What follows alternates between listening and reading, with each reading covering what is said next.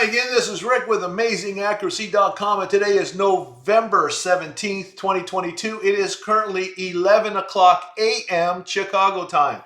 All right, time for an update in crude oil because things kind of turned out a little differently than I expected. Now, the cycle turns themselves did occur on time or within 1 day of on time.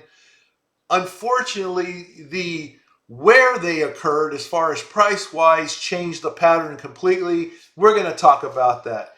So if you haven't seen the old video, the previous video on crude, or you need a little refresher, I'm going to bring that right up here. Here is a clip from that previous video. It has some of the dates written in there. You can see I also drew in this pattern. 1018 we knew made a swing bottom. That was on time. 1027 made the following swing top here. That was on time. Then we didn't have anything listed for here, but then 11.2, that's right here and here, this 11.2, 11.3 correction. That occurred. 11.7 is the very top. And then it pulled down. At the time I did the video, it was 11.9. So it had pulled down to here, was still above here. But what happened is that on 11.10, that made the actual, so it was 1 day late. It made a lower low at support at 270 degrees off the top. You see each one of these squares is 90 degrees. So there's 1, 2, 3. It nailed it, found support. But it's below these past two swing bottoms here. So this is an indication that, hey, the direction is changing. Whereas back here, I anticipated, since we were looking at going higher, higher, why not go higher, back down 11.18, and so forth. Well, it turned out that since 11.9 turned out to be 11.10, and it was lower, so it dropped down well below here. It changed the pattern. So when it went back up to 11.11, 11.14 time period, which I grouped together as being one, 11.11 or the 14th, because that's Friday or Monday, now it turned out to be lower than 11.7. As you can see right here, that's 11.11. And 11.11 did in fact make a swing top. So all these dates were correct. The pattern was a little different in that I anticipated that we, continue making this staircase up. But then when that changes, which it did here, when 11.11 fell short of going above 11.7, that changed everything. Prices then moved lower. And so this was likely a pullback of, let's see, that was 50%, I would imagine. Let's take a look okay, let's do this fib ratio thing here. It's about 62% right here. Okay, and then it decided to, let me get rid of that. Then it proceed to go lower. So now you can see that the pattern here, because this is lower than here for 11, 11, 11, 14, prices now are proceeding to a lower 11.18. Where here, if 11.11 was actually higher than 11.7, as it was making it higher for the previous two here, then I would have anticipated 11.18 to be higher than 11.9.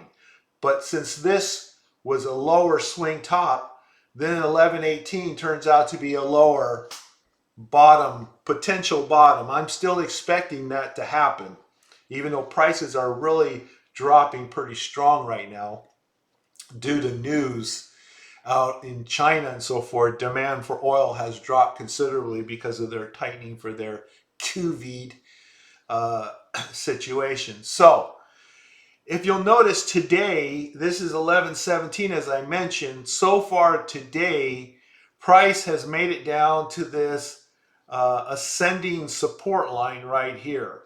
It has not quite made it into the oversold area here, and I'm not about ready to call 1117 the bottom. I would rather see some kind of confirmation, but for today, so far, it has found support just above the oversold. So perhaps tomorrow we'll see it continue lower and maybe hit the 360 degrees right here, and I'll give you the price for that. And I believe this is the January contract, so looking around 80.85 in January for that level right there.